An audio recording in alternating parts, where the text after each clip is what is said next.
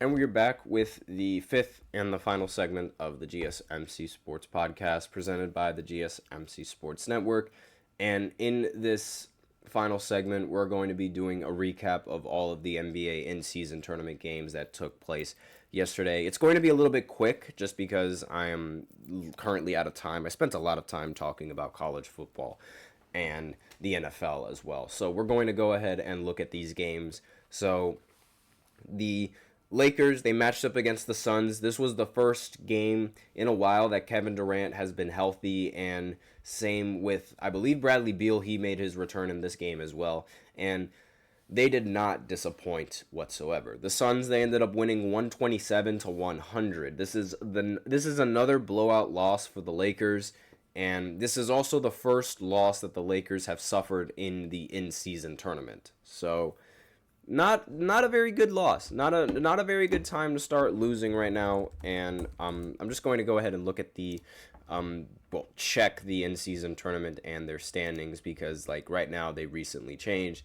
So it would seem like the hold on one second, because right now ESPN is not showing me the standings and the brackets and how it's looking right now.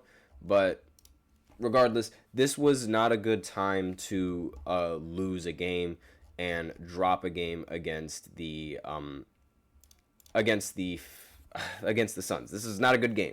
It was not a good game to drop at all. And in the group stages right now, the Lakers, they are currently third in Group B of the standings, and their point differential is also negative right now. So that's really bad, and that really affects their standings, because now they have to try and win the next game and they have to win in a blowout in the final game if they even want a chance to compete in the in-season tournament. But right now, it's not really looking so good for the Lakers. This was a really bad game to drop, and last year they were able to cement a spot in the wild card and their standings, and now this was a really, really bad time for the Lakers to lose. It was a good game for Kevin Durant, 23 points, 6 rebounds. A good game for Devin Booker as well, 26 points and 10 assists, and a good game for Bradley Beal, who ended the game with 23 points as well. And the Lakers, on the other hand, they had a great game from Anthony Davis, 25 and 15. Of course, they had a great game from LeBron, 18 points and 10 assists as well. LeBron is in top 5 for assists, by the way. I'm just going to go ahead and throw that out there for averaging assists in this season. So, and Austin Reeves, he was all right, 15 points, 6 for 12 from the field. D'Angelo Russell, 16 points, 5 for 13. Roy Hachimura, he did not have a really good game, 3 for 8. And Dalton Knecht did not play well in this matchup at all either, 2 for 7. The team shot 8 for 34 from 3. Just a bad shooting night coming in for the Lakers. And again, it's a really bad time for it was a really bad time for the team to start doing this, and it was a really bad game that they dropped, and it's not ideal. It's not ideal with how it's looking like right now. And I can't find the bracket for some reason. I don't know why. But regardless, we're going to go ahead and continue with the hold on just one second.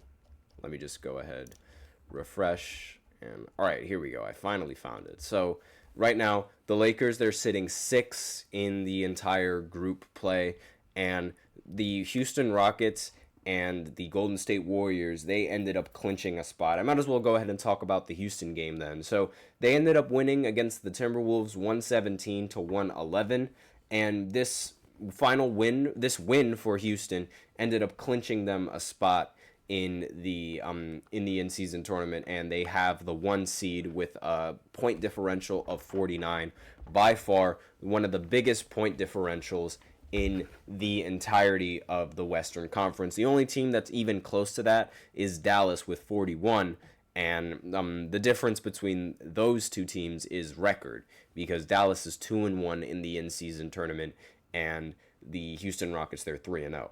And they had a great game. The Timberwolves, they had a great game from Anthony Edwards, but it wasn't enough to go up against Sengun, who had a triple double, 22 points, 11 assists, and 10 rebounds, and Fred VanVleet, who had 27 points and 11 assists as well, along with Dylan Brooks, who had 22 points along with that. So this was just dominance coming in from Houston, and they played really well against the Timberwolves. I mean, I think the Timberwolves, they really made a mistake getting rid of Karl Anthony Towns, but that's just me.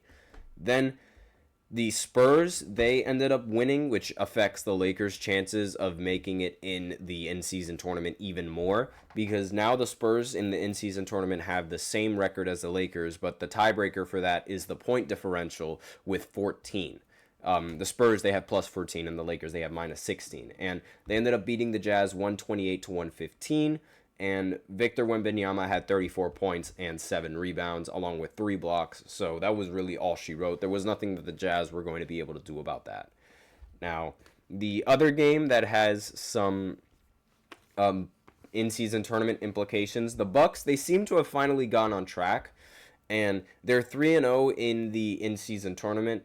And they had no Giannis Antetokounmpo, but Damian Lillard was phenomenal in this game. 37 points, 12 assists.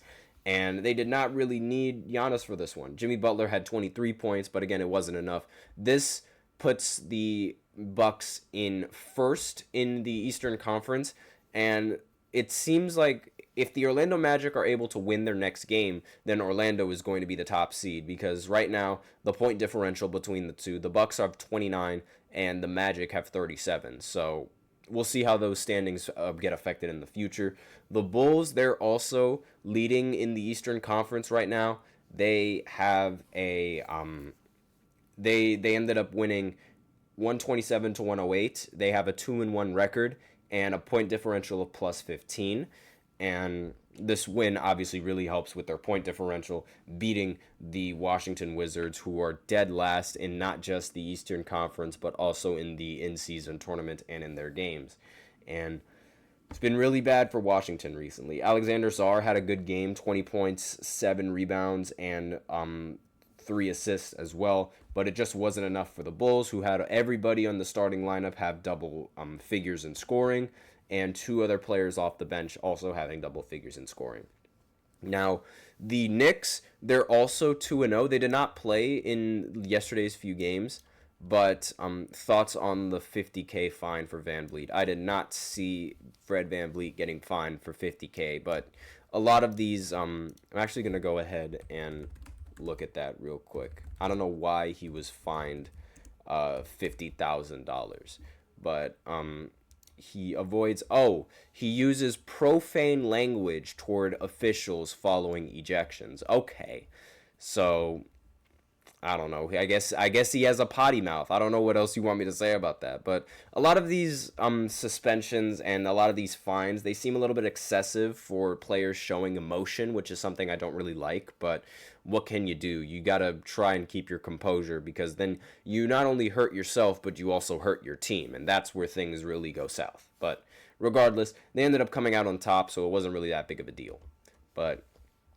And in the previous game where that they played as well, because I believe this was a game against, I think he got that fine against Portland, I think it was. And regardless, I mean, Portland is a bottom feeding team. It's not really like they lost to them. I understand that, but again, it's not that big of a deal, especially with now in the in-season tournament, and it doesn't affect them in the slightest. It's not like Portland is going to match up with them in the postseason either. And Let's see. What other game? Those are actually all the games right now. But the Knicks, they did not play yesterday, but they're 2-0 and they host a wild card spot, mainly because they share, I believe they're in the same group as the Milwaukee Bucks, who have a better record and a better point differential. So that's why they're not like guaranteed. Actually, no, they don't have the same. It's the Magic, excuse me. They're in the same conference group as the Magic, and since the Magic, they have the better point differential, that's the reason why the Knicks are not in they aren't cemented as one of the Eastern Conference leaders. No one on the East has been confirmed to have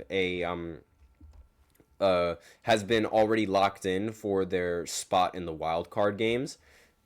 So that just shows how lopsided both of these conferences can be sometimes. Because I mean, the only teams that have clinched were Houston and Golden State, and those are both Western Conference teams. So we'll see. It's really competitive over there, but that's all that I really have to say in this final segment, and that is it for the show. Thank you so much for tuning into the GSMC Sports Podcast presented by the GSMC Sports Network. Your support means a lot to us, so remember to subscribe to the show, leave a positive review. It really does make a difference. We also invite you to follow us on Facebook, Twitter, TikTok, and Instagram for more content and updates. As usual, we love to hear what you guys have to say during the show, whether it's a hot take or a burning question or something that you've just been dying to share. We're all ears. You can use Super Chat, or you can use the link displayed below the ticker, and you can send in your comments and or donations that way. They really help the show. That's all that I have today on this podcast. Thank you so much for tuning in. I'm your host, Nelson. Have a great Thanksgiving and a great Black Friday. Hopefully you guys get in on those Black Friday deals. And as always, take care.